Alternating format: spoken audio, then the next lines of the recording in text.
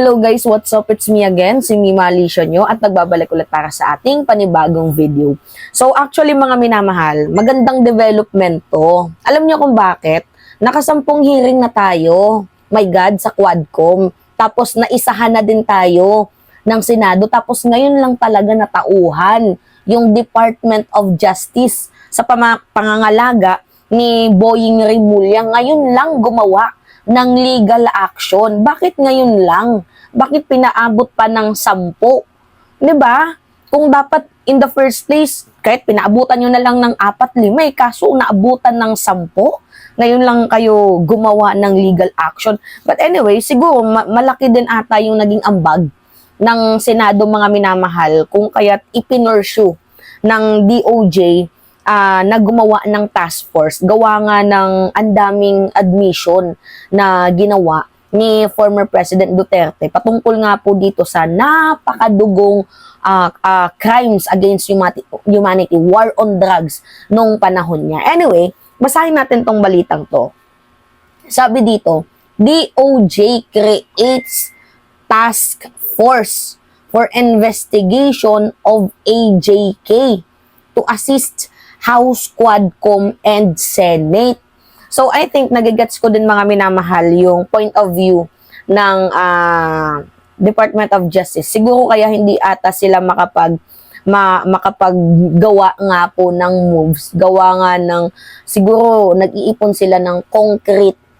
At siguro talagang literal na kung sa ICC pa, certainty of conviction. Yung talagang wala ng takas, yung wala nang madaming eklavush, wala nang madaming hanash, kaso agad. Siguro yun ata yung yung case sarado, yung sarado kaso, parang ganun. Siguro ata malaki malaki yung yung ambag din ng Senate dahil yun nga napaamin itong si former President Duterte. Kaya salamat and shout out sa iyo, Senator Risa Ontiveros. And also, bigyan din natin ng credits mga minamahal itong si Bato de la Rosa. Bakit?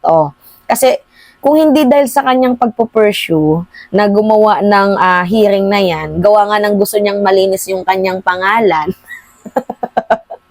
Kaso yung nangyari, imbis na malinis yung kanyang pangalan, mukhang mas lalo niya pang nilubog. Hindi lang siya yung nalubog, silang dalawa ng amo niya. Anyway, nakakatawa nga itong pangyayari na to. So ngayon nga po mga minamahal, binigyan po ng Department of Justice ng 60 days. Itong si former President Duterte, binigyan nila ng ng 60 days, pati din yung House Squad, lahat binigyan ng 60 days na palugit na makabuo ng concrete na evidence. Although sasabihin naman ninyo, ang tagal naman yan. Hindi matagal yun mga minamahal. Nung panahon talaga ni former President Duterte, sa totoo lang, hindi talaga siya makasuhan. Kasi nga, immune siya eh. Presidente siya eh. O buti na nga lang si PBBM yung naupo ngayon. Bakit? Tingnan nyo, meron tayong pag-asa, meron tayong hope na mapanagot itong karumal-dumal, mga inhumane approach ng dating presidente sa kanyang ginawang katarantaduhan na parang ginawa niyang baboy yung Pilipino. 'Di ba? So nagkakaroon tayo kahit papaano ng hope na makakamit natin yung hustisya. Alright, basahin natin to basahin muna natin bago tayo madaming satsat. Sabi dito, Justice Secretary Jesus Crispin Remulla has ordered the creation of task force that will investigate and prosecute perpetrators of extrajudicial killings during the war on drugs of former President Duterte. So, there's a little bit of hope, mga minamahal, because the Department of Justice, especially si Boying Rimulya, meron ng ginawang legal action. So, medyo nabagalan lang ako ng konti, pero well, at least, meron ng basbas, 'di ba? Na galing na mismo sa ating pamahalaan, sa ating gobyerno. Diba? Sabi dito, according to the Department Order number 778, the task force will be under the Office of Secretary and will be chaired by a senior assistant state prosecutor and co-chaired by a regional prosecutor with 9 members from National Prosecution Service. So the task force is mandated to probe, conduct case, build up, and file necessary charge if warranted against the perpetrators as well as those involved in the AJK during the previous administration anti-illegal drug campaign, the DOJ said in the statement. So, let's see, di ba? Pero ba't hindi pa gumagawa ng, bakit legal na ba to? Mga minamahal, I'm just asking, legal na ba to? Yung ordered? Kasi, paano tayo magka-count ng 60 days kung hindi pa ito naliligal? Di ba? Alright, sabi pa dito, on the top of it, the task force is directed to closely coordinate and assist the House of Representatives Quad Committee and Senate Blue Ribbon Committee in their respective investigation into the war on drugs. So the DOJ also said a team from the National Bureau of Investigation may be required to assist the task force. The task force will be obliged to submit a report to Remulla not later than 60 days from the issuance of DO. So, ang tanong, may DO na ba? May order na ba? 'Di ba? So, kailan na-issue yung order? Kasi, kung nagsalita lang ng 60 days, paano namin sisimulan ang counting kung hindi pa nare-receive ang order? So, ang sabi ni Remulla, mga minamahal, spare no one.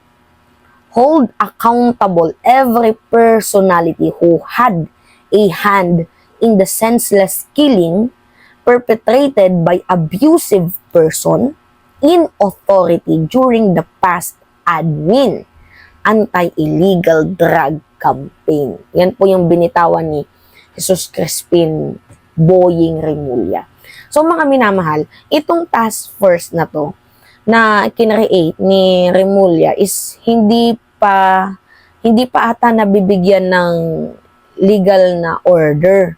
So, paano natin makakount? Pero I know, kasi sinabi naman ng DOJ, actually gagawin yan siguro this week. Pero yung kagandahan dito, at least, we see, kahit just a little bit of hope na mapakulong yung matandang hukluban na yan sa kanyang ginawang pangbababoy noong panahon niya mismo. So, hindi natin to pwedeng palagpasin, mga minamahal. Tapos may magsasabi na naman dyan, PRRD concerned about human lives and your concern is human rights. Ang concern naman talaga natin dito, mga minamahal, is human rights and also human lives. Kasi every person nakalagay sa ating 1987 Constitution, sa Bill of Rights, diba? No one shall be deprived by the life, liberty, and eklabush. So, sino siya para kunin yung buhay ng isang Pilipino? 'Di ba? At saka sa kanyang war on drugs, mga minamahal, we see naman na ito ay hindi literal na war on drugs. It is just a smoke screen and parang sila nga yung protector eh. According yan kay Asierto, 'di ba? And according kay Jimmy Guban, kay Las Cañas din, yung mga statement nila, mga minamahal, yung mga testimonies ng mga taong yan, pag pinakinggan nyo, parang may isip nyo, yung war on drugs is just, eme lang nila yung war on drugs. Pero yung totoo talaga dyan is, sila yung namamalakad. Kaya nga sabi ko, smoke screen lang yung war on drugs eh. Dahil in the first place, kung tatanungin ko kayo, sino ba yung pinakamalaking tao na nahuli nila? Diba? Yung malaking taong nahuli nila para nga po dito sa war on drugs nila. Wala, 'di ba? Kasi mostly ng mga krimen doon is planted, just like what happened kay former Senator and Attorney Leila de Lima.